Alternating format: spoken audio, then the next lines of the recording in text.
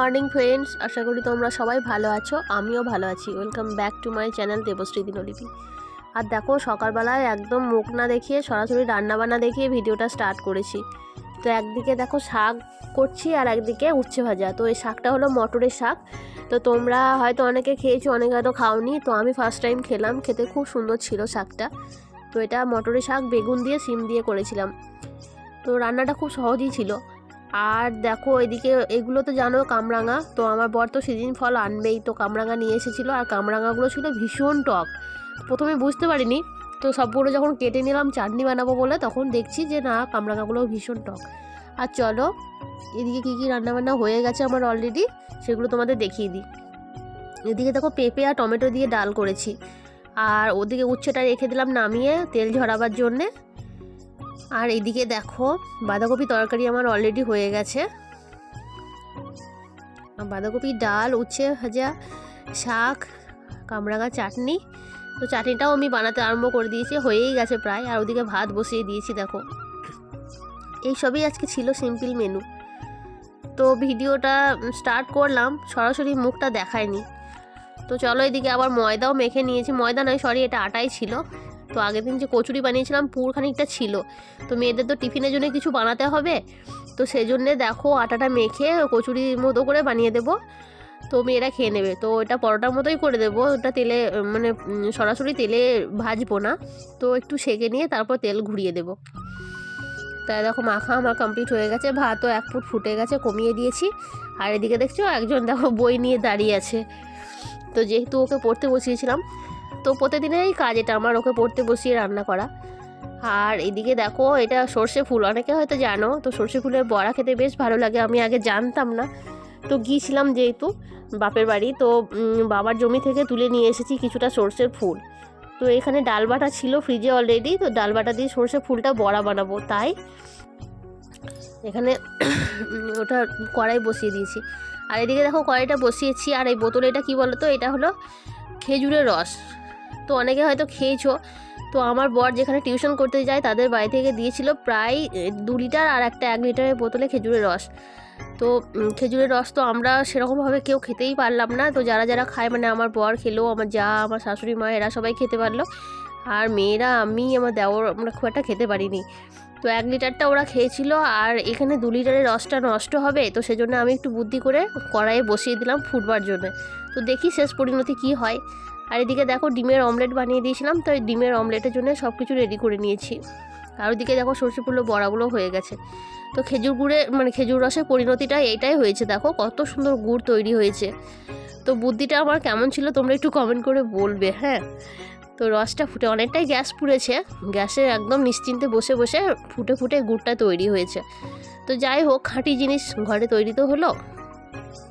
তো আমার বর তো ভীষণ খুশি, আমার শাশুড়ি মাও ভীষণ খুশি যে অতটা রসকে ফুটিয়ে তুমি গুড় তৈরি করেছো।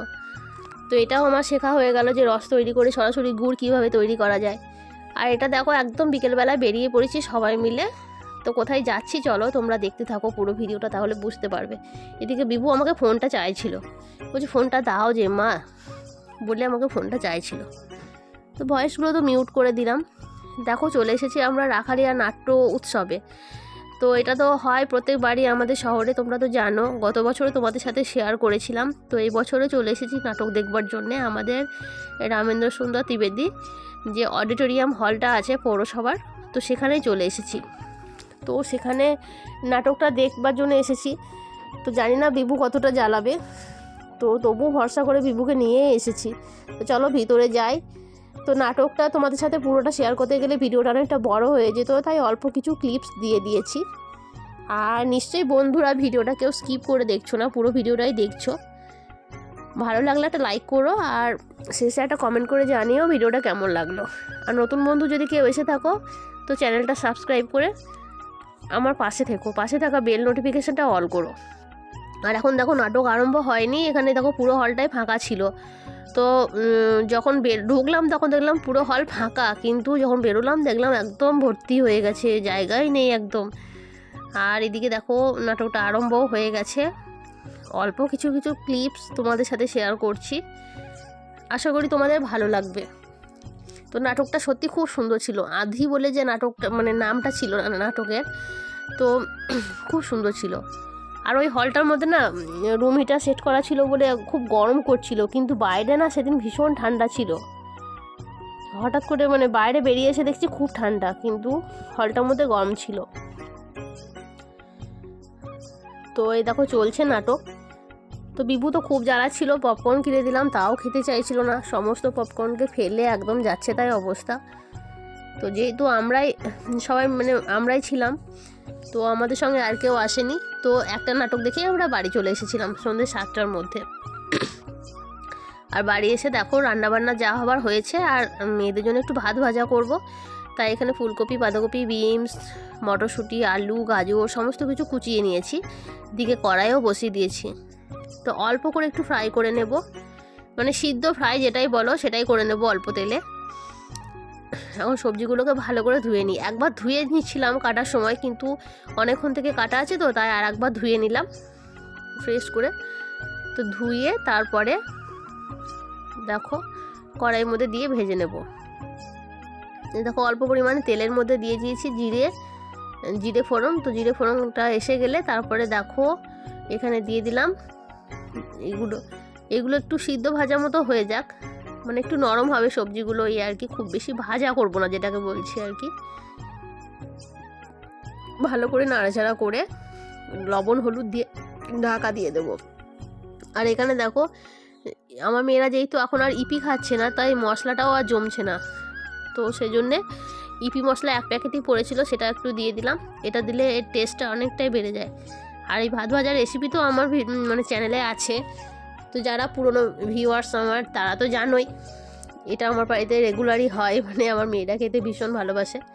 তো আজকে যে পরিমাণে ভাত আছে দেখলাম যে মেয়েরা খেয়েও তুলতে পারবে না, আমারও হয়ে যাবে, 3 জনেই খেয়ে নেবো এটা। তাছাড়া তো রুটি তরকারি এগুলো তো হয়েইছে, নাটক দেখে এসে বানিয়েছি। আজকে পুরো ভিডিওটা তোমরা খেয়াল করেছো কিনা জানি না, কিন্তু আজকে পুরো ভিডিওটাতে আমার ফেসটা তোমরা দেখতে পাবে না, কারণ আমি নিজেকে তুলিই নি, নিজেকে ক্যাপচার করতে আমি একদম ভুলে গেছি। তো চলো অন্যদিন দেখিয়ে দেবো, প্রত্যেক দিন তো আমার মুখটা দেখো, আজকে না দেখলেও কোনো ক্ষতি নেই। আর এর মধ্যে দিয়ে দিয়েছি আমি একটা ডিমটা ভেঙে ভালো করে ফাটিয়ে মানে একদম ঝুরঝুরো করে দিয়ে দিলাম। তো তার মধ্যে একটু ভেজে নিয়ে তার মধ্যে ভাতটা ঢেলে দিলাম, আর ভাতটা একটু ভেজে নিয়ে নামিয়ে দিলেই হয়ে যাবে, রেসিপি আমার রেডি। অন্যদিন সস দিই, কিন্তু মেয়েদের যেহেতু এখন শরীরটা ভালো যাচ্ছে না বলে আমি সস টস কিছু দিইনি, সিম্পলের ওপরেই বানিয়েছি।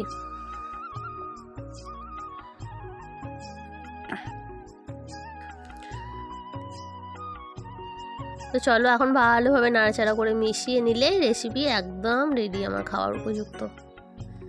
তো বন্ধুরা আশা করি ভিডিওটা তোমাদের ভালো লেগেছে, ভালো লাগলে লাইক কমেন্ট শেয়ার করে দিও, নতুন বন্ধুরা পাশে দেখো। আর কি বলবো, দেখা হচ্ছে তোমাদের সাথে আবার নেক্সট কোনো ভিডিওতে, ততক্ষণের জন্য সবাই ভালো থেকো, সুস্থ থেকো, আনন্দে থেকো।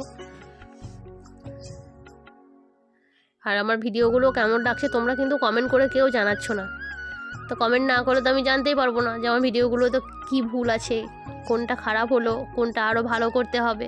তো প্লিজ বন্ধুরা কমেন্ট করো।